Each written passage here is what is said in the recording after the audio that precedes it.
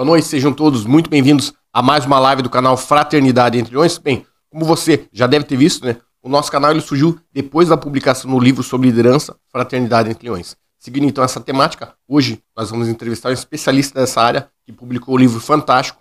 Eu estou falando do capitão de mar e guerra André Luiz Guimarães Silva, o ex-comandante do Batalhão de Operações Ribeirinhas e autor do livro Vá para Onde a Ação Acontece. Boa noite, comandante, seja muito bem-vindo ao nosso canal. Comando, muito obrigado por aceitar o nosso convite. Fala aí, pessoal. E aí, comando, tudo certo? Tudo certinho. Boa noite. Mais uma vez, na verdade, primeiramente agradecendo pela oportunidade de estar aqui nesse grande perfil, podendo falar um pouquinho sobre a minha carreira e um pouco sobre essa parte da liderança. Na verdade, a gente vai aqui trocar conhecimentos. Não, comando, gostaria de agradecer primeiramente pelo senhor ter aceito o convite, né? Para a gente é uma honra receber o senhor. Enfim, vamos começar mostrando, pessoal, o livro do Capitão André. Deixa eu mostrar para vocês aqui. Para quem tiver interesse de adquirir, ele está à disposição na Amazon e ele está à disposição também na Wiclap. Então está aqui na Amazon, Vá para Onde a Ação Acontece.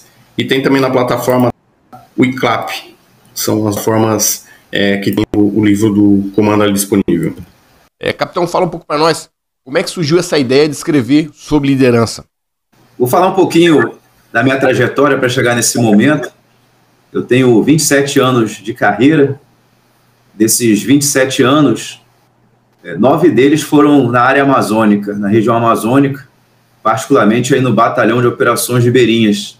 Então, comecei lá como tenente, passei lá em todos os postos da carreira, até o último posto, que foi o capitão de fragata, que foi o posto que eu comandei a unidade. Fora disso, eu tive também 3 anos na área de ensino e 4 anos na área de doutrina. E nesses 7 anos, eu continuei ainda ligado à área, seja dando aulas, né, ministrando palestras, acompanhando cursos operativos nessa área. Então, sempre mantive o contato direto com essa questão das operações ribeirinhas. E a parte da liderança também nasceu nesse período, nesses 7 anos entre ensino e doutrina, comecei a estudar com mais afinco a questão da liderança. E aí atingi uma média maluca aí de 100 livros por ano, era a minha meta. Então li muito nesse período. E desse tanto de leituras e dessa experiência prática, né, vendo como as coisas aconteciam, que eu comecei a escrever. Então comecei com pequenas notas e bisuários que eu tirava dos livros, e aí comecei a criar minhas próprias frases. Então chegou um momento que senti a necessidade de deixar essas frases catalogadas em algum lugar, e aí começou a nascer a questão do livro. Mas foi minha esposa mesmo que me deu o último cutucão num período de... Quando eu saí de Manaus, vindo para o Rio, tive um tempo ali de férias e trânsito, que eu sentei efetivamente para escrever. Porque ter a ideia, né, você sabe bem disso, não é o mais difícil. O mais difícil é você realmente sentar ali, criar uma rotina para começar a escrever, continuar escrevendo e terminar de escrever. Então, tudo isso foi uma jornada que me ajudou com essa questão da liderança. Comando, qual que foi a maior dificuldade que o senhor encontrou como líder até hoje? Eu acho que a dificuldade não existe nenhuma liderança igual. Costumo dizer para o pessoal que cada um vai liderar dentro do seu próprio contexto. E muitas vezes as pessoas criam nomes para liderança, como liderança feminina, liderança servidora, liderança, dando nomes para liderança. Mas a verdade é que cada um de nós, em determinado período, vai vivenciar um tipo de experiência nessa liderança. Então, os desafios eles vão variar de acordo com o contexto. Eu diria que o principal para mim, se é que é possível dizer isso, foi a própria questão do comando da unidade naquele momento que surgiu a pandemia. Então, no ano anterior, eu me preparei para assumir o comando, tinha ali um planejamento, diversas coisas que eu gostaria de fazer, e chegou em março, teve a pandemia, e todos os planos tiveram que ser... eles não foram cancelados, eles foram adaptados àquele novo contexto. Então, foi um grande desafio, não só para mim, mas para toda a tripulação, e certamente o sucesso que nós obtivemos lá foi fruto desse trabalho conjunto. A dependência, não adianta você ter uma pessoa que conheça muito, que saiba muito de liderança, se não tiver uma equipe coesa e uma equipe que esteja alinhada com essa pessoa para que ele possa liderar. Então você se compromete com eles se comprometem com você e no final deu tudo certo. Conseguimos, mesmo no ano de Covid ali, ainda fizemos um curso de operações ribeirinhas, fizemos adestramentos, embora efetivos reduzidos, e é uma característica da área lá, realmente, os efetivos serem reduzidos. Então esse foi o desafio, pegar tudo aquilo que eu tinha lido e colocar isso na prática num momento da pandemia. A pandemia, ela nos fez vivenciar uma situação de combate, porque assim como acontece em outros países, né, em períodos de combate, os movimentos eles ficam muito restritos, tudo que é fácil fica difícil. Então você ir ao cinema, ir ao shopping, ir ao restaurante, que são coisas fáceis, tornam-se praticamente impossíveis no período de conflito, e assim foi com a pandemia. E coisas difíceis, como muitas vezes conseguir uma aeronave da Força Aérea, né, um apoio logístico, ficavam facilitadas pela questão justamente da necessidade de responder prontamente. Então foi uma excelente oportunidade, né, para a gente testar toda essa parte da liderança, do que mais se aproximou ao combate. Tínhamos também militares na linha de frente, juntamente com nossos médicos, nós contribuímos com algumas ações, né, de descontaminação, desinfecção, hospitais, organizações militares, escolas. Então foi um ano bastante intenso, bem atípico daquilo que eu estava esperando, mas a tripulação ela respondeu bem, mostrou ali aquela característica da resiliência que nós temos ali e conseguimos cumprir bem a nossa missão. Comandante, qual que seria o conceito de liderança militar e por que ela difere tanto da liderança do mundo corporativo? Para isso eu vou precisar dar uma pesquisada no meu obituário aqui. Para a gente falar de liderança militar também é um termo que a gente tem que refletir bem sobre ele. Eu entendo que existe a liderança no meio militar. E depois, mas eu vou dizer o que seria para mim a liderança militar. Então, para a gente entender sobre liderança no meio militar, devemos refletir primeiro sobre as características da carreira, da profissão militar. Eu anotei elas aqui. E a partir desse ponto, a gente começa a diferenciar essa liderança militar, né, da vida militar, para a liderança do mundo corporativo. Tranquilo. Deixa eu achar aqui onde eu botei esse visual. A primeira característica é o risco de vida. O correto é risco de morte, né? Mas quando a gente escreve, o mais correto é colocar risco de vida. Então, a primeira coisa que permeia a nossa liderança não é uma coisa que você vai mandar alguém ficar até tarde para cumprir uma meta. Na verdade, aquela tarefa que você vai cumprir essa meta tem muito risco de morte. Então, aquelas pessoas, para fazerem aquilo, tem que ter um nível superior. Talvez no mundo corporativo, o guerreiro, não, isso eu não vou para casa. Mas na nossa profissão não tem essa opção. Então, a gente tem que construir isso desde cedo. Então, desde que o camarada entra para as Forças Armadas, ele faz aquele juramento à bandeira em frente aos seus companheiros, em frente aos seus familiares, em frente aos seus superiores e subalternos, ele se compromete, né, com a instituição, com seus companheiros ali, e inclusive com o sacrifício da própria vida. Então é o primeiro momento que ele tem contato com isso, é um juramento. Tem a questão da dedicação exclusiva. Então esse camarada que você lidera, ele não tem opção de abrir um negócio aí fora, né, ele tem que se dedicar integralmente às Forças Armadas. Então isso também é uma outra coisa que dificulta a questão da liderança. Se essa pessoa tiver outras possibilidades, ele não vai poder fazer isso. A disponibilidade permanente. Então, o tempo todo esse guerreiro está... Nós, inclusive, estamos à disposição, né, do nosso país, da nossa nação, da nossa instituição. A mobilidade geográfica. Eu servi bastante tempo em Manaus. Temos os militares que servem nos pelotões especiais de fronteira, os militares da Força Aérea, naqueles destacamentos avançados.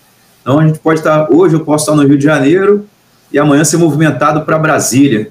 Meu pai era militar, então, desde cedo, convivi com essa questão de estar mudando a cada 2 anos de estado, de cidade. O vigor físico. Então, o militar não tem como, ele tem que se manter bem fisicamente, porque a nossa atividade ela é extenuante.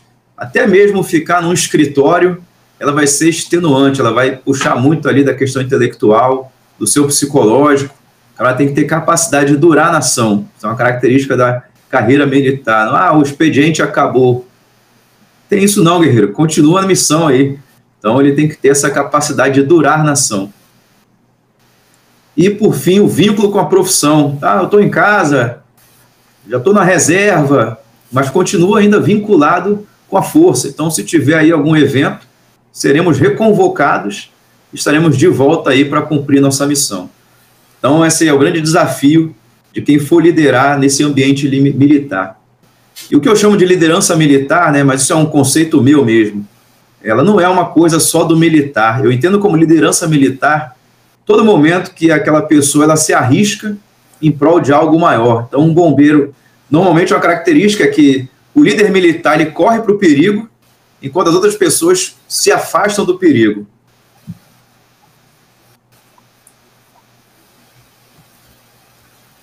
Então, basicamente, um bombeiro, então tem um prédio em chamas, o bombeiro ele se desloca ali para o prédio, enquanto as pessoas fogem do prédio. Uma mãe que enfrenta ali um urso, seja o que for, para proteger um filho. Então, nesse momento, a pessoa exerce uma liderança militar. A liderança militar desse conceito de que uma pessoa selecionada para fazer algo que outros não fariam. Naquele momento, ele está ali na liderança militar. Então, o militar tem essa oportunidade e o civil também. Mas é aquele momento de entrega, onde ele arrisca a própria vida em prol de algo maior do que ele. Não em prol de salvar a vida dele, isso aí não. Mas de salvar a vida de outras pessoas, aí sim ele estaria exercendo o que eu chamo de liderança militar. Perfeito, perfeito. Qual que seria a característica mais importante para liderar? Eu tenho feito palestras para pessoas mais jovens e elas sempre perguntam em algum momento se vão estar prontas para assumir as suas equipes. Então, a gente, quando mentaliza essa questão da liderança, quando está ali dirigindo o seu carro, ouvindo a música, começa a imaginar como vai ser incrível você à frente daquele grupo, como será admirado, o tanto que irá ensiná-los. E eu acho que o erro está aí. Na verdade, a gente deveria ir para nossas equipes não para ensinar, mas para aprender. A partir do momento que você está numa escola e já tem uma equipe lá que já está na função, você é o elemento que vai chegar lá agora. Então você não tem que achar que vai chegar manobrando, sendo incrível. Você tem que chegar realmente com o conhecimento que você obteve, se preparar, treinar e chegar realmente disposto para aprender. Então eu acho que a característica principal, o atributo é a coragem, lógico, tem que ter coragem. Mas ele tem que ter essa mentalidade de aprendiz. Porque a partir do momento que ele achar que já leu muitos livros ou que já sabe tudo sobre liderança, ele vai começar a perder, de fato, essa oportunidade de liderar. Então, se fosse, eu tenho dito isso para eles. Quem disse que você vai ensinar alguma coisa? Hoje em dia, todo mundo quer dar aula, quer falar sobre o que sabe, sobre o que conhece. Poucos estão dispostos realmente a ouvir e a aprender. E essa, acredito, que seja a principal característica de um líder, especialmente os líderes mais jovens. Esses é que sonham mais ainda em serem incríveis, que devem realmente focar em aprender, manter a mentalidade de aprendiz. Comando, é possível aprender liderança ou as pessoas elas nascem predestinadas a liderar? Todas as pessoas elas já possuem os atributos necessários para liderar. O que vai fazer ela ser um bom líder ou não é a forma como vai utilizar esses atributos. Então, a gente já nasce com eles. É a questão agora de aprender a usá-los em prol dessa liderança. É uma parte difícil, porque nesse momento você começa a vivenciar aquela questão de medos e interesses, dor e prazer. E normalmente o líder ele vai passar muito tempo sentindo dor, muito tempo sentindo medo, né, das ações que ele vai estar tomando, se aquilo ali realmente vai atingir o efeito desejado. A partir do momento que a gente tenta se proteger dessas coisas, você passa a usar mal os atributos da liderança. Se ela pode ser aprendida, ela pode ser aprendida, ela só não pode ser ensinada. Outra coisa que fala nas palestras também, A maioria das pessoas nas palestras já são adultos, né? Então, já são filhos crescidos, alguns já são pais, inclusive. E a pergunta que eu faço sempre é, se em algum momento os pais e as mães chamaram eles ali, atenção, vamos sentar aqui, como ser pai ou mãe, aula 1. Isso não acontece. Você aprende isso no dia a dia, na rotina, vendo como seus pais lhe criaram, vendo como o pai do vizinho cuida dele, você vai criando ali, né, o seu modelo de paternidade, e é o que você vai empregar. A liderança é igual. Mais uma coisa que erramos, tentamos ler muito, fazer cursos, ir a palestras, mas não focamos no dia a dia, na rotina. Então o camarada cria um grande workshop, chama várias autoridades, palestrantes de renome, mas depois que aquilo acaba, no dia a dia você não vê, né, aquele respeito, aquela coragem moral. Então a liderança você não vai aprender nessas palestras, você vai aprender ela no dia a dia com o seu líder imediato. É esse cara que vai lhe ensinar. Então, para que servem livros e palestras? Elas servem porque nem todos nós teremos esse grande líder para nos ensinar. Então, a gente precisa de outras ferramentas para a gente poder encurtar esse caminho, senão a gente nunca vai aprender. Então, para isso que entram os cursos, as palestras. Quando eu comecei a escrever o livro, o motivo foi também esse, porque eu vi que o pessoal estava muito focado em fazer curso, em ler, e estava deixando de fazer sua atividade fim.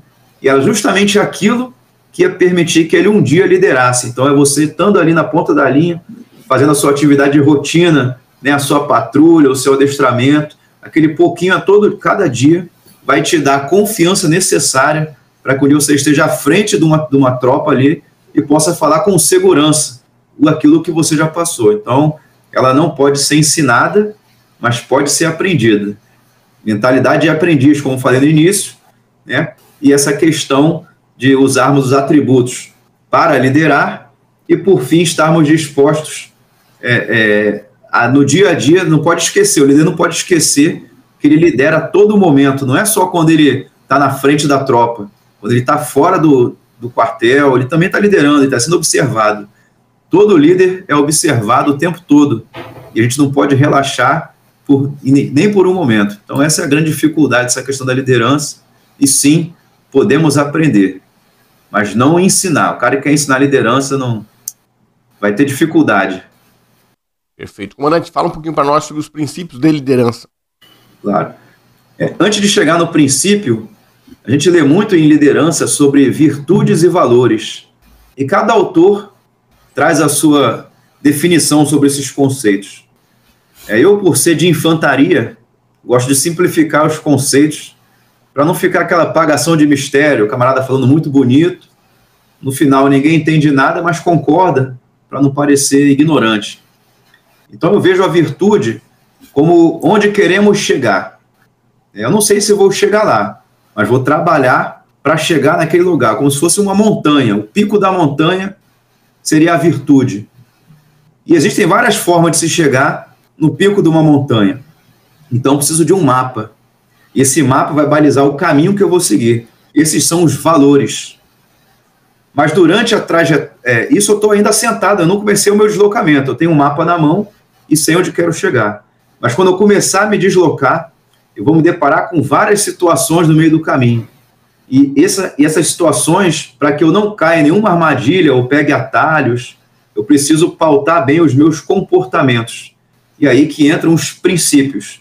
Os princípios determinam como iremos nos comportar durante a trajetória. Se eu tenho um sonho de ficar milionário e durante o caminho eu tenho a oportunidade de enganar alguém e ficar milionário, são os meus princípios que vão dizer se eu vou tomar esse caminho ou não. Então, se eu tiver os bons princípios, eu não vou fazer isso e vou continuar seguindo a minha trajetória. Então, a partir daí, vem os princípios. Então, é muito bom a gente pautar nossa vida por princípios, porque facilitam as decisões. São 5 princípios no livro, uma coisa simples. Mais do que isso, já fica difícil do guerreiro guardar. O primeiro é o lidere-se, focando na autoliderança. A gente esquece muito disso. Está muito preocupado na liderança dos outros, fazendo estudo de caso, dizendo como faria diferente e melhor, mas pouco focado na gente mesmo, na nossa autoliderança. nos exemplos que passamos. Então, esse é o primeiro princípio. Antes de falar qualquer coisa, olhe para você mesmo, é o lidere-se. O segundo princípio é o menos, porém melhor. Então, também é muito normal no dia de hoje a gente querer abrir várias frentes para fazer várias coisas ao mesmo tempo. O que a gente não percebe, vamos trazer para o corporativo, né, que se você começa a fazer várias coisas ao mesmo tempo, você vai concorrer com vários tipos de empresas. Se você tem um único produto e foca a sua energia nele, você compete naquele nicho com outras empresas. Se você abre para 20 produtos, você concorre com 20 empresas. E, por vezes, cada empresa dessas só faz aquilo. Então, todas farão aquilo melhor do que você. Então, a gente precisa descobrir, identificar nossa atividade fim, para que a gente foque diretamente nelas. E não permita que as distrações que surjam no meio do caminho nos tirem do rumo de para onde queremos ir. O terceiro princípio são as pessoas em primeiro lugar. Então, a gente segue rigorosamente normas, mas não podemos esquecer que foram as pessoas que escreveram as normas. E toda norma, sejam normas, leis, regulamentos, elas são inscritas dentro de um contexto. E o contexto pode mudar. Então, o papel do líder, ele deve conhecer os regulamentos, mas ele deve ter a sensibilidade de avaliar o contexto para saber se aquilo mudou, para que ele possa assessorar quem de direito para que seja revista aquela norma, aquele regulamento. Isso só funciona se você olhar para as pessoas.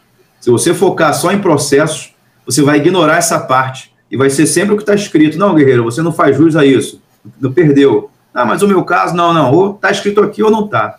Então, a gente tem que criar essa flexibilidade em relação às pessoas.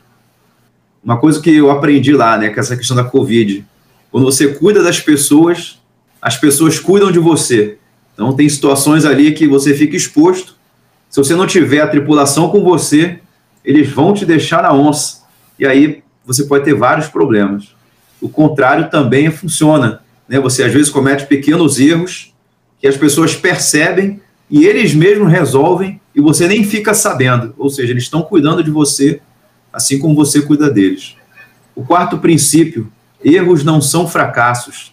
Não tem como evoluir sem tentar algo novo. Se fizermos sempre a mesma coisa, obteremos sempre os mesmos resultados.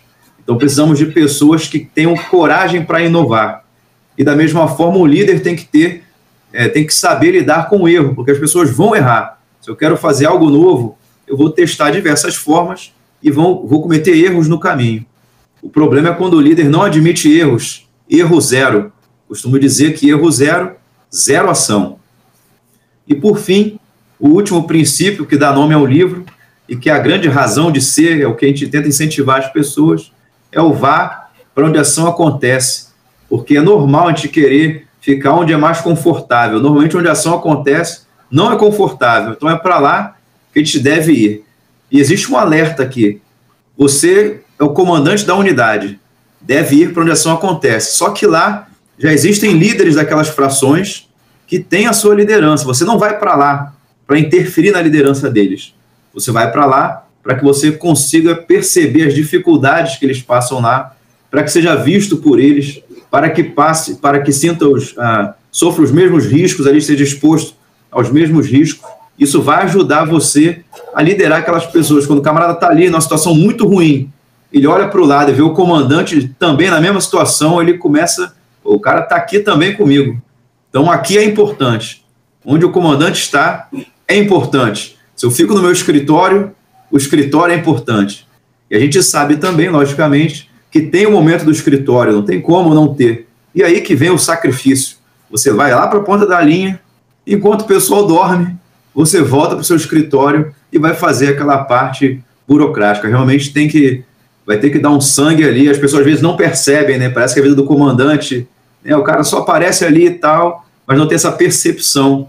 E outra coisa que acontece também é a questão do risco das decisões, né? Quando você manda alguém cumprir uma missão, se aquilo der errado, o peso cai no comandante.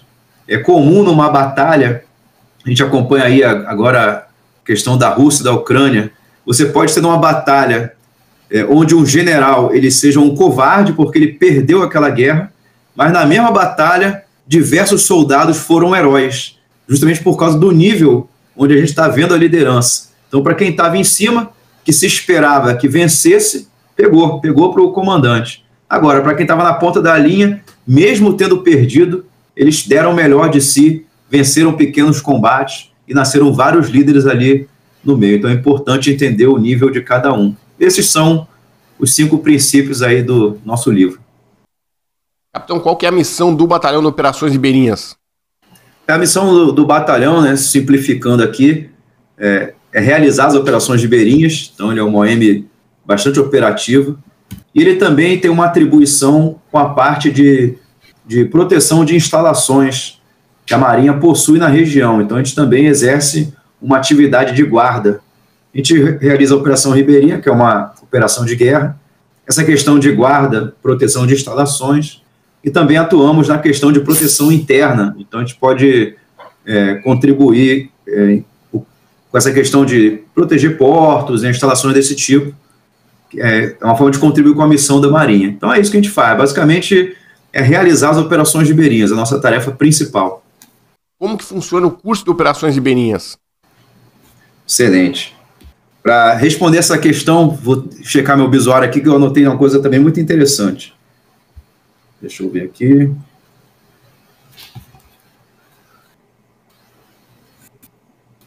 Assim como quando falei da liderança, eu falei da liderança militar, falei sobre as características da carreira militar.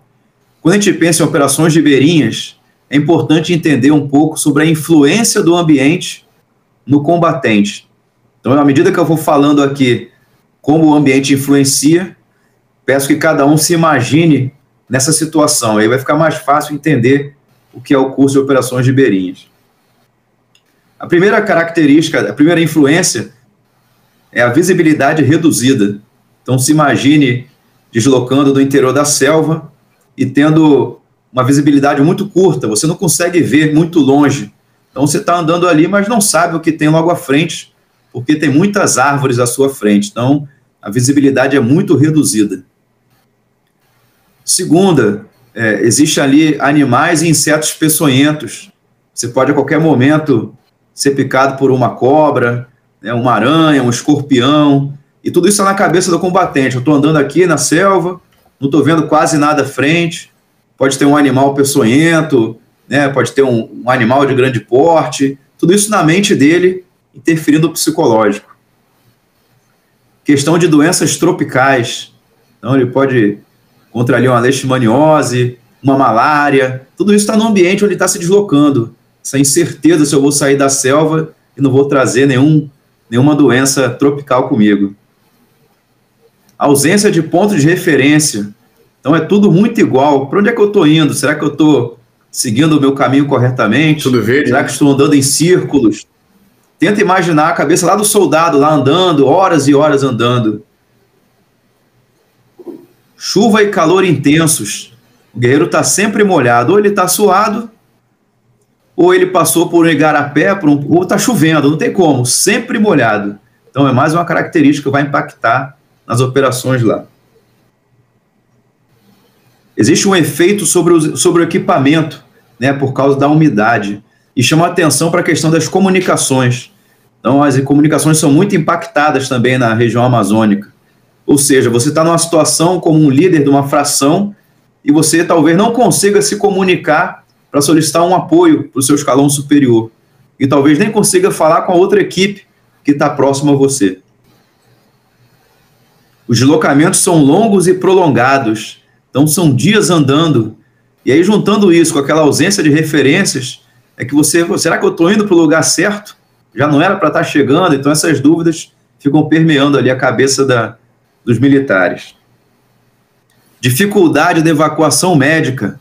Se aquela cobra lá do início me picar aqui, como é que eu vou ser evacuado? Vou morrer aqui com esse veneno? Aí o camarada olha para o lado, não tem como trazer um helicóptero aqui, não tem estrada, como é que eu vou sair daqui? Então isso também é uma coisa que fica na mente dele. E por fim, a dificuldade de abastecimento. Então é difícil de ser ressuprido também. Então ali você leva aquela quantidade máxima que você pode de ração, de munição, porque talvez você não seja ressuprido. Então, tudo isso é o que permeia o combatente quando ele está realizando uma operação ribeirinha ou uma operação na selva. E agora sim, podemos falar, então, do curso de operações ribeirinhas. É um curso que ele serve para preparar o combatente para esse contexto que eu apresentei aqui. Então, ele é um curso que ele está durando, em média, 6 semanas, ele está sofrendo evoluções, logicamente, a doutrina ela evolui, então a gente também não pode ficar parado, e ele tem basicamente 3 fases, uma fase básica ali, uma fase inicial, onde a gente vai enfocar na parte física e psicológica, então é o momento de fazer aquela seleção natural, ver quem se enquadra ali com a nossa atividade. Uma segunda fase mais técnica, mais voltada para essa parte, ele vai aprender diversas técnicas, emprego de aeronaves, vai confeccionar várias coisas, vai operar embarcações, e por fim uma fase de operações, onde vamos juntar essa questão física e psicológica, a parte técnica, e ele vai ter que cumprir missões. Então, basicamente, essas 3 fases, elas caracterizam o nosso curso. Imagino que deve ter a fustigação maior, deve ser na questão da flutuação do combatente, né?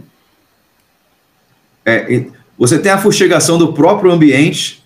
Um curso nessa área, você não precisa fazer muita coisa, não. É só o guerreiro, o próprio ambiente, ele já vai castigar. E, além disso, tem a etapa, né? Você tem que fazer a natação, a gente tem que estar pronto para transpor cursos d'água. Você não pode parar porque se deparou com curso d'água. Então, você vai ter que atravessar com aquilo ali. A parte de embarcações, a gente está introduzindo a doutrina do combate fluvial. Então, é mais um aspecto. No curso ainda é uma pequena disciplina, né, uma introdução, mas estamos também com um estágio onde a gente está ensinando a questão do combate fluvial. Fizemos o primeiro projeto piloto em 2020, em 2021 já fizemos um curso maior, né, formamos ali um número considerável de operadores, não só da Marinha, mas também das polícias, do Exército. É uma forma ali, a gente se ajuda muito, porque a gente tem o ambiente é comum, então no final das contas a gente acaba desenvolvendo as mesmas expertises para poder operar naquela região. O curso, como curso, foi criado em 2003, mas ele já existia antes como estágio, era o mesmo nível de exigência, então não tem essa do estágio ou do curso, um ser pior que o outro, os dois são muito semelhantes, apenas foi uma questão administrativa, a gente passou a chamar ele de curso. E ele já formou 1.262 operadores. Importante destacar que nós temos 3 batalhões de operações ribeirinhas. Um em Manaus, que foi o que eu comandei, um em Belém e um em Ladário, no Mato Grosso do Sul. Então, eles têm essa mesma média assim, de formação de operadores, então cada um dentro do seu ambiente específico. Desses 1.200, deixa eu verificar aqui no visuário, 966 são da Marinha, falando de Manaus, né? 280 de outras forças, Exército, Força Aérea, Polícia Militar, e 23 de Marinhas Amigas. Também fizemos já cursos para Marinhas Amigas, Peru, Estados Unidos, Colômbia, e também já tivemos cursos em que os estrangeiros participaram com a gente de alguma etapa. Então é um curso que ele é muito bom para as polícias, eles gostam porque é um curso, ele é intenso, mas é curto. Então você perde ali o seu operador naquele 1 mês e meio e depois ele está pronto para cumprir missões. Não é um curso que ele vai ficar ali muito tempo fora da atividade dele. Então ele tem uma procura muito grande das polícias lá na região do Amazonas. Nosso curso de Belém e Ladário também. Em relação à dificuldade do curso, quando a gente... eu tenho uma dificuldade natural com a parte da natação. Não só eu, como é a parte mais pesada do curso. Então, a maioria de nós tem essa dificuldade. Um ou outro que é um nadador lá, o camarada tira de letra, mas a grande maioria, ela sofre bastante na água. E é uma etapa pesada do curso, porque operações ribeirinhas, somos fuzileiros navais, então sempre molhado, água. Então, o guerreiro o tempo todo, ele está nadando. A gente coloca as instruções de natação na parte da noite, afinal, na piscina ninguém dorme. Então é um momento, realmente, ali, a primeira semana tem muita água, na piscina não dá para dormir, né? Não tem como, né? O dorme morre. Mas o mais interessante é que não é a questão da resistência, Senão qualquer atleta aí, Ironman, ia tirar esses cursos. O impacto mesmo é você ter que estar bem fisicamente e ainda ter que liderar a si mesmo e outros. Então é a parte da questão psicológica. No meu caso, eu era o 01 do turno, então ainda tinha mais esse encargo aí de ter que responder por uma série de coisas. O batalhão, ele foca muito essa parte de quem a gente sabe que vai liderar as equipes. Então, os oficiais, os sargentos, eles têm uma carga bem superior. E o 01, então, nem se fala. Então, você acaba sendo responsável por todo aquele turno. E não é um curso que você faz em outro lugar. É um curso na sua própria unidade. Então, a cobrança aumenta ainda mais. Não só da equipe com você, mas de você consigo mesmo. Então, você está o tempo todo ali se avaliando, ver se você realmente está em condições, está cumprindo bem a missão, porque a nossa liderança começa ali. No final, o que você for ali, todo mundo vai saber. Então, se você se evitava as coisas, né, não cumpria as tarefas, não dividia as tarefas, todo mundo vai saber. Quando acabar o curso, esse tenente aí não quer nada. Então, realmente, não dá para o camarada se esconder, ele realmente tem que liderar, tem que se empenhar para cumprir esse papel.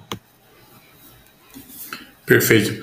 Comandante, eu vou encerrar por enquanto, a gente está com um probleminha de conexão. Eu gostaria de agradecer o senhor imensamente, estou sem palavras mesmo para agradecer, e externar, né, o nosso carinho pela Marinha, pelos fuzileiros navais, agradecer de coração ao senhor. Valeu, eu que agradeço a oportunidade, né, de poder conhecê-lo, de conhecer o livro. Vou terminar a leitura aqui, pode ter certeza que quando eu acabar eu vou te passar um feedback. Já estou sublinhando aqui as partes importantes. Vou fazer uma postagem ou outra já em cima do seu livro, tem muita coisa bacana ali. E aí, quando for esse caso, vou te avisar lá, vou agradecer pela oportunidade. Valeu, camarada, muito obrigado mesmo. Valeu, comandante, muito obrigado. Boa noite para o senhor, boa noite para todos que estiveram com a gente nessa noite aí. Um forte abraço e até a próxima. Valeu, até mais, pessoal. Muito obrigado aí. Grande abraço.